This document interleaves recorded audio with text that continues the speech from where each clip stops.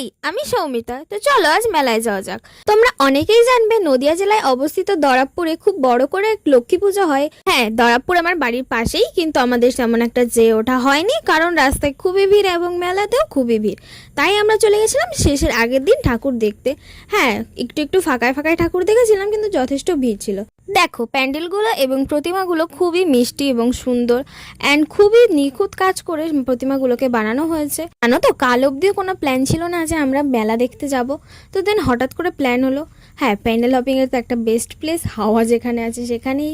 দেন মেলার মধ্যে দিয়ে বেরিয়ে গেলাম আরেকটা প্যান্ডেল দেখার জন্য। এটা ছিল স্কুল মাঠের ভেতরে। তো তারপরে ঠাকুর দেখা শেষ করে গেলাম মেলার ভেতরে। মেলার ভিতরে গিয়েই তো দেখলাম সে মেয়েদের সব থেকে প্রিয় জিনিস। তারপরে খেলাম, জিলেপি নিলাম। তারপর একটা ফাঁকা ফুচকার দোকান থেকে ফুচকা খেয়ে বাড়ির দিকে রওনা দিলাম। হ্যাঁ, আমি খালি পায়ে বাড়ি এসেছিলাম কারণ আমার পায়ে খুবই লেগেছিল। তোমাদের ভিডিওটা ভালো লাগলে লাইক, কমেন্ট, শেয়ার করে দিও। তো টাটা।